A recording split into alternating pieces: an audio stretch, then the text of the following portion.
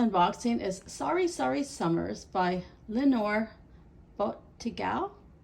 And this is published by Candlewick Press, one of my favorite publishers. And here on the end paper, we see the mangoes. My son loves these mangoes, and we refer to them as the apostrophe mango. But I think they might be called, they definitely have a different name. I don't think it's Alfonso, but they definitely have a different name. But I love them because they're very sweet.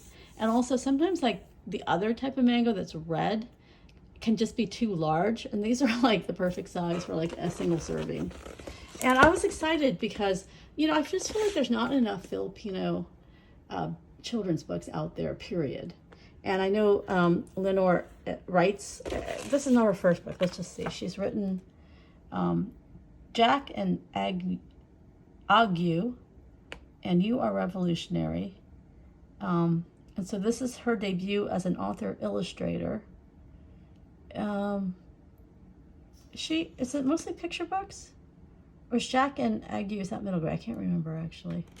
But anyway, always excited to see Filipino stories. And when it said Sari-Sari Summers, I was like, is that like an Indian? Like what women wear? And then I was confused, but because I was like, oh, maybe this is an Indian American story, a story set in India. Then I was like, wait, no, I think it's a Filipino story. So the whole thing like intrigued me because I feel like Sari-Sari might not be referencing clothes at all, even though that was my first thought.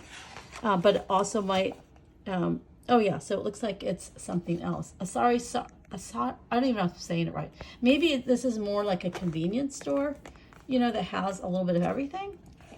But aren't her illustrations just so, like, they're so adorable. They're just so warm, and you can see whatever, it's kind of realistic, and you can see like what her street looks like, and what kind of car, like they're taking, what kind of transportation. But then it's just so appealing. It's just so, the colors and just the way she draws the figures and the face and the expressions.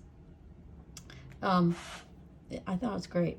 And so it's a store, and here's the mango tree, which may be the mangoes that they're referencing on the end papers. And look at this. Look at the street. It's so colorful and so much action. And so, so it's Sari-Sari Summer is the references the store. So I think maybe it's a little convenience store, like like a little bit of everything, like a what do they call it?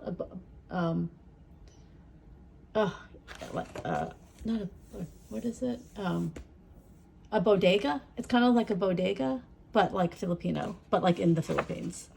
And here we have the mangoes. They're ripening, and oh look, so they're taking the mangoes and making them into like a ice cream treat, and then that can also be part of the store. And so her store is turning into an ice cream store, perhaps, because they're so good at making ice cream. They call them ice candies. Is it like almost like a popsicle, maybe? Is it more of a popsicle or more of an ice cream? I'm not sure. But it's definitely a sweet treat and perfect for the hot weather, because the Philippines also gets hot. And also it's a multi-generational story of a grandmother and a granddaughter. Also entrepreneur. It looks like, I don't think she's visiting from like a different, like from America, visiting they might just also live nearby. But, it looks like her grandmother is the only one running the store too. So like a female business owner. But there's just such sweetness. Like look how gorgeous this page is.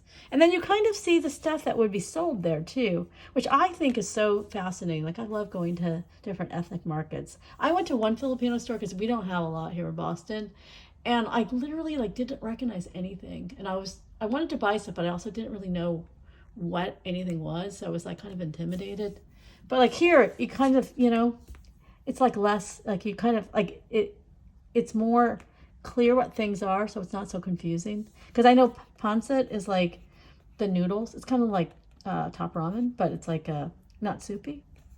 And canned sardines and cleaning supplies and, you know, this banana sauce, which I've heard of, and I think it's like a Filipino ketchup, but I don't think it's spicy, but that it doesn't taste like ketchup, and I think it's a little bit sweet, but I don't know, I've never had it.